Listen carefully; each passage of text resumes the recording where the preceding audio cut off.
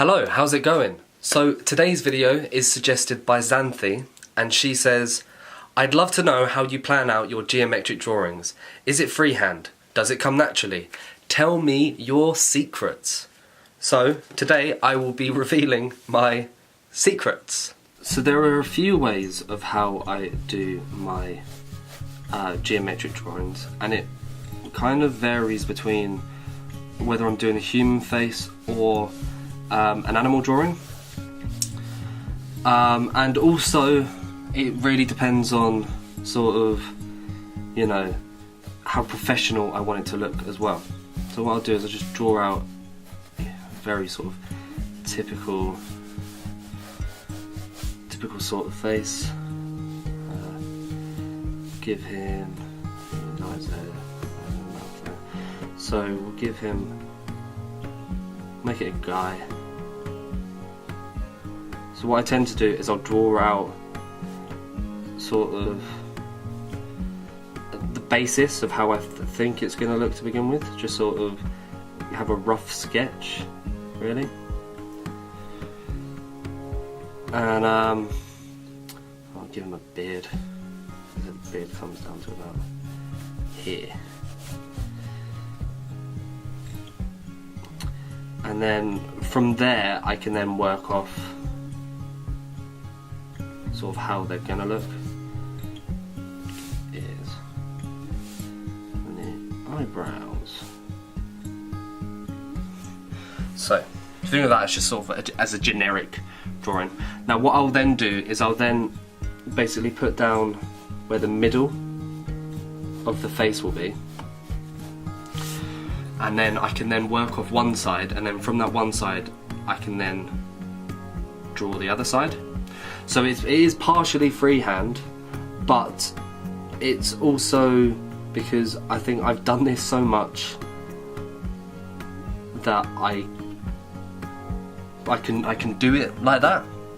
To begin with, when I first started drawing them, I would draw one side of the face and then I'd bring it into Illustrator so I could then see what it'd look like with the other side and then work from that.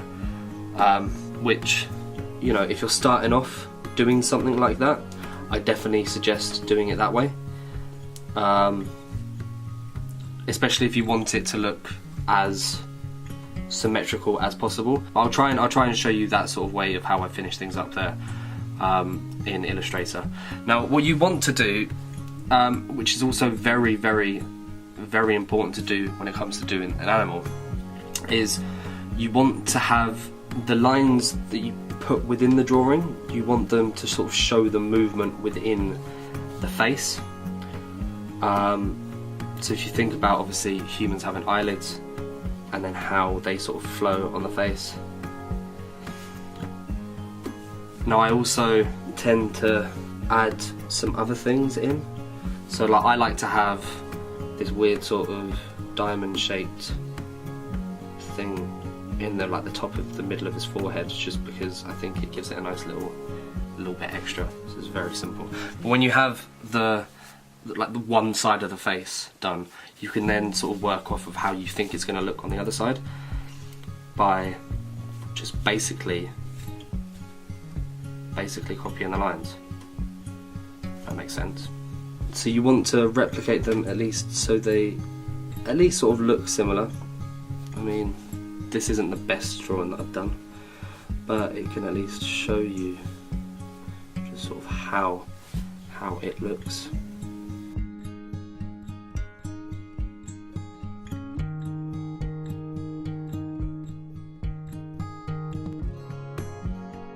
So I mean, it really does depend on how it looks towards the end, because I'll tend to sort of maybe I'll dislike it and maybe I won't like it, so I might want to make some adjustments on Illustrator. I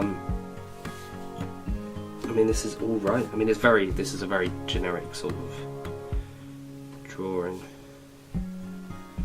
You know, there's nothing that sort of exciting about it. And with something like, say like the hair, because obviously hair has a lot of movement, you don't want the hair to look symmetrical. You want it to have a flow. So the hair never will look the same on one side than it does on the other, because otherwise, well, unless someone's hair does look like that, and then you could work off like that. But most of the time, people's hair looks different from whatever side you're looking at it from.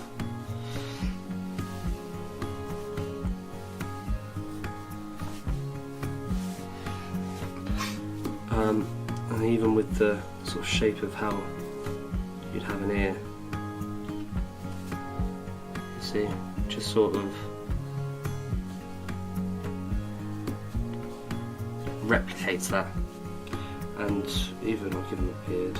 If I do it with the beard, I usually tend to give them, rather than doing the moustache the same as the beard, I tend to give them a big moustache, rather than doing small pieces like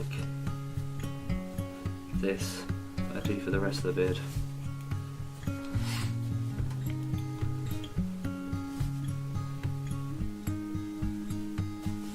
Now, something like this, if you were to draw a person with a beard, you might want to bring that into Illustrator, just purely because, you know, something like this looks really good when it is symmetrical.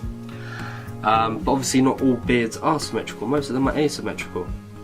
So, I mean, it really depends on how much of a finish you want it to have. Now, when it comes to an animal, I tend to do the same sort of thing. I'll get the sort of generic look of the creature. So let's draw a fox. Let's draw, well, maybe more like a wolf. A wolfy fox. So I'll get a sort of generic look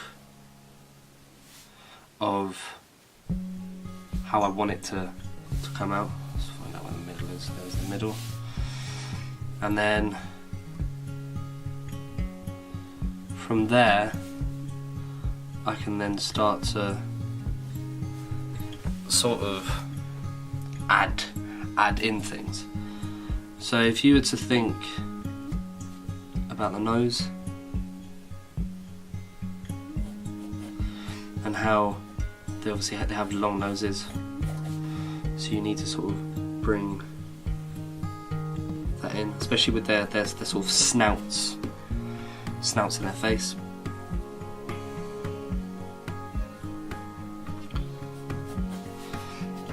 And then you got to think about the flow of how the fur looks on their body. So if you think about how something like hair is layered, obviously fur is a very layered, what do you call it, a material? It's a very layered thing. So you want it to look as if the fur is, I'll show you, as if the fur is sort of coming off, and there's like a lot of sort of movement to it. So there's sort of like a natural flow. Now something like this sort of drawing, especially if I wanted it to look as best as I could get it to look, because there's a lot of difficult lines to sort of take into consideration. So something like this I might then bring in to Illustrator, and then I could, you know, see how it looks on the other side, and then work basically backwards.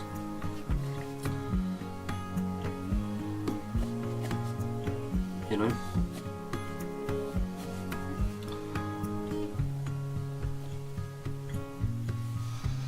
And this is obviously very bog standard. This is obviously, you know, something very sort of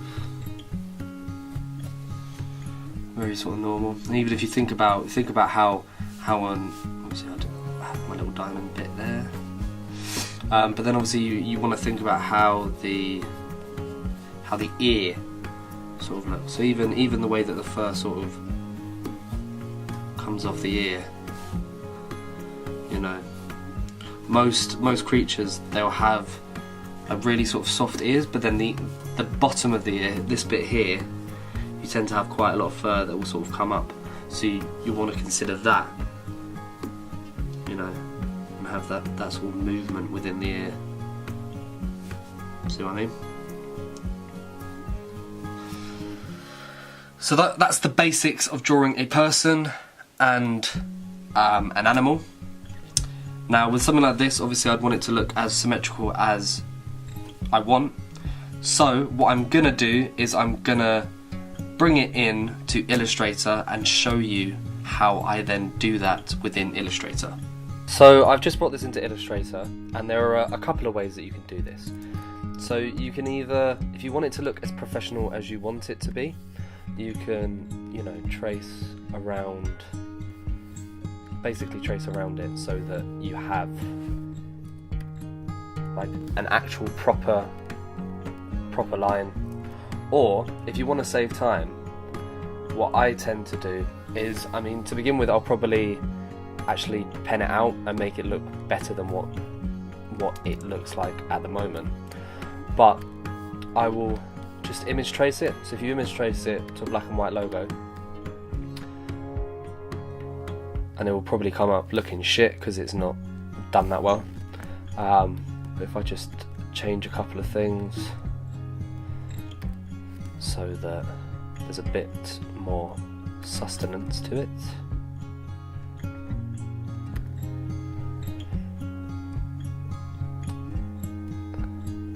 Oh, that's a bit too much. Right, okay, so you're then left with basically an initial sort of how you want it to look. Now if you were to then bring that over to Photoshop, if it wants to work,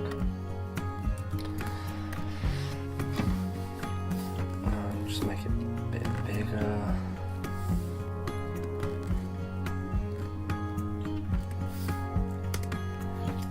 And then you will want to work out where the middle of this is.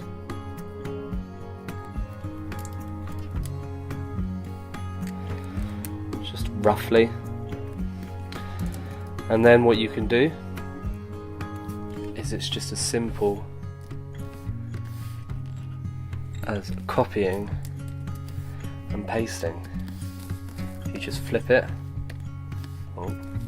However I did that right. You just flip it, and then you can then have it so that it's pretty much near identical.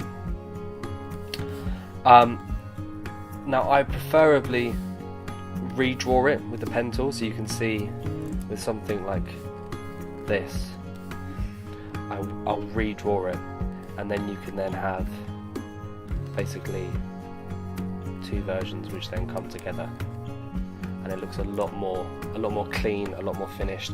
And I'll always do a line going down the middle just so that you have that separation. But yeah, that's pretty much the basics of how I do it over on Photoshop. Things like colouring. Alright, let me find something. Right, so here's a close to finish one, and if I was going to colour it, what I would do was I'd use the pen tool to basically go around certain lines. I'll just show you slightly. And then you could then, you know, select certain areas to be certain colours. Like so. So if you look at how it actually looks finished, then you sort of get the gist of that. I tend to do it also with animals, where I'll have, with an animal, I'll have the line will be the colour of what the actual animal is, and then I'll do the background tone, just maybe either a slightly lighter colour or a slightly darker colour. Alright guys, well thanks for watching. I'm hoping that you made it all the way through. I know it was a long one. But I am hoping that you learned something new today. Or you might not have. You might have thought it was shit. But hopefully you did. If you did enjoy it, I'd be really appreciative if you gave it a thumbs up, and also if you are new round here, make sure to subscribe. If you do have any suggestions about something that, I don't know, maybe you want me to draw, or something that you maybe want me to talk about, then please let me know by leaving a comment down below. If you do want to follow me on any forms of social media, my links are in the description. But yeah, hopefully I'll see you tomorrow.